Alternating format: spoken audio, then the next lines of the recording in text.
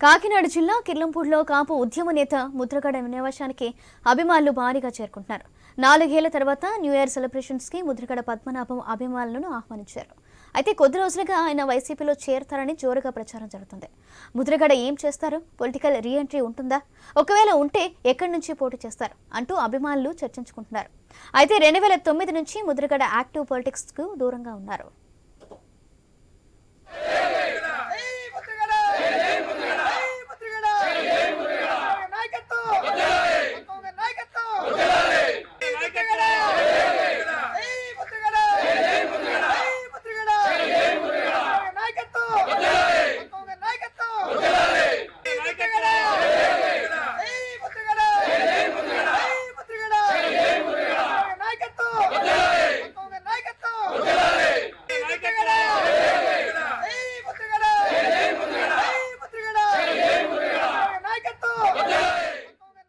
కాకినాడ జిల్లా కిర్లంపూడిలో కాపు ఉద్యమ నేత ముద్రగడ నివాసానికి అభిమానులు భారీగా చేరుకుంటున్నారు. 4 ఏళ్ల తర్వాత న్యూ ఇయర్ సెలబ్రేషన్స్ కి ముద్రగడ పద్మనాభం అభిమానులను ఆహ్వానించారు. అయితే కొద్ది రోజులుగా ఆయన వైసీపీలో చేరతారని జోరుగా ప్రచారం జరుగుతుంది. ముద్రగడ ఏం చేస్తారు? పొలిటికల్ రీఎంట్రీ ఉంటుందా? ఒకవేళ ఉంటే ఎక్కడి నుంచి పోటీ చేస్తారు అంటూ అభిమానులు చర్చించుకుంటున్నారు. అయితే 2009 నుంచి ముద్రగడ యాక్టివ్ పాలిటిక్స్ కి దూరంగా ఉంటున్నారు.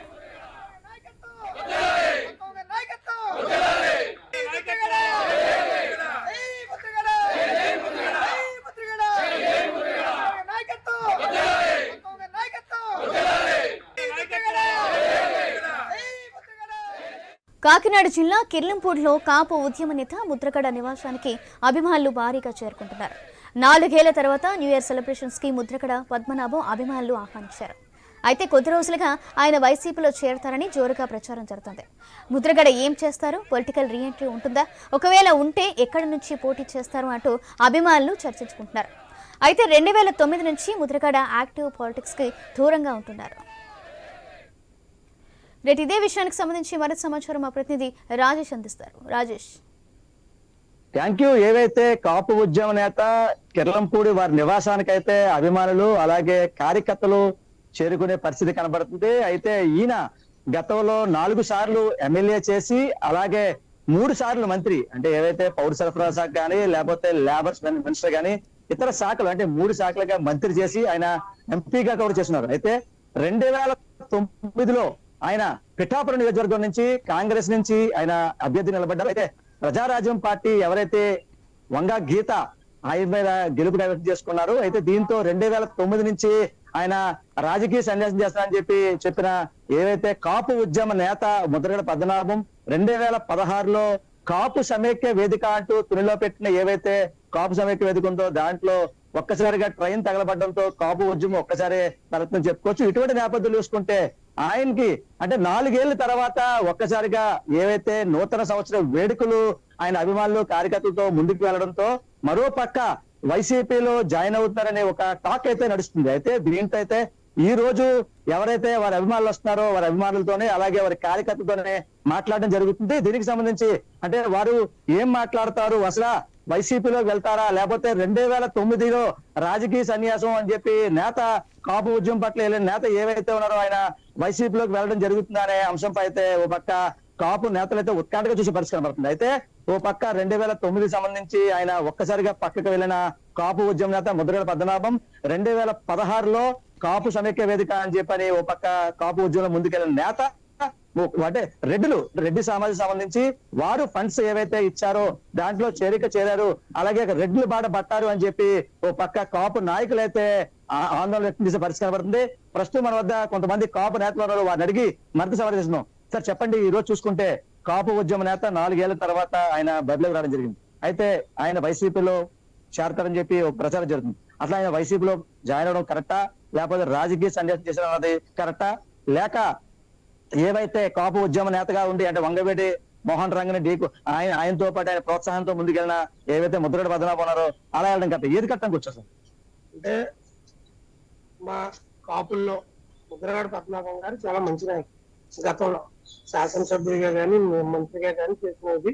అలాగే కాపు ఉద్యమాన్ని కూడా ఆయన చాలా ముందుకు తీసుకెళ్లారు. మేమందరూ కూడా వంగవీటి మోహన్ రంగ గారి స్ఫూర్తితో ఆయన యొక్క ఆశయాలను నిజం చేయాలనే దాంతో మేమందరం కూడా ఉద్యమంలో పాల్గొనడం జరిగింది. కానీ ఈ మధ్య కాలంలో అంటే ఆయన గతంలో కూడా నేను మాటకు కట్టుబడి ఉంటానని చెప్పడం జరిగింది.